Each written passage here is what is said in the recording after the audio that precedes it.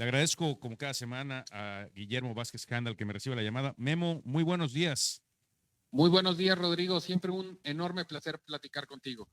Oye, Memo, ya soltaron, eh, digamos, Estados Unidos suelta las cadenas del general Cienfuegos para pasárselas a la Fiscalía de México, dicen los de la Fiscalía de México. ¿Tú qué opinión Sí. tienes? Bueno, de entrada creo que es una magnífica noticia porque tú recordarás la vez pasada que platicamos de esto, yo te expresé que tenía severas, muy serias dudas Me de la acuerdo perfecto. culpabilidad del general Cienfuegos. Incluso te comenté que había yo tenido la oportunidad de comentar esto con algunos miembros de la milicia y que ellos también estaban muy incrédulos respecto del tipo de acusaciones y las formas. Y lo que hay que decir es que jamás existió ninguna prueba fehaciente. Estábamos partiendo de rumores, de sedices, de comentarios, incluso basados seguramente en declaraciones de estos supuestos testigos protegidos o incluso de miembros de los cárteles del narco que seguramente tendrían un objetivo muy diferente al que se hiciera justicia. Me parece que la reacción del gobierno mexicano, como lo comentamos en un principio, fue muy fría, dejó mucho que desear, incluso hay que recordar que luego el presidente de haber anunciado que haría una limpia al interior del ejército, cambió radicalmente su postura, se anuncia que para el evento del 20 de noviembre el general secretario va a ser el orador principal. Creo que aquí hubo un llamado de atención interno muy importante en el gobierno, en esta relación que mantiene tan cercana con el ejército y evidentemente en esta estrategia de fortalecerlos.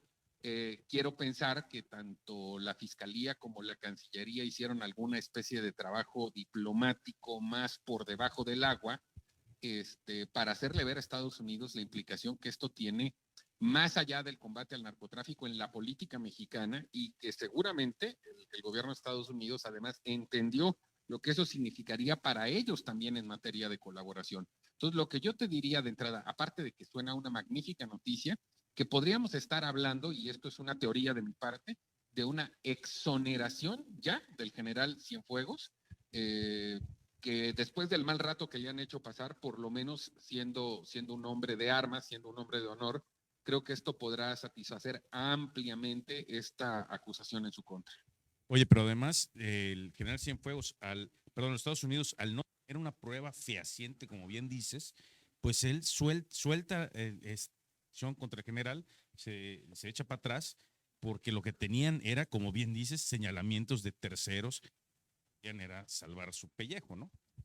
Y que seguramente en una valoración jurídica, no lo podemos saber ni tú ni yo porque nunca conocimos esas pruebas, también la Fiscalía en Estados Unidos determinó que ese asunto no iba a tener mucho futuro en términos legales.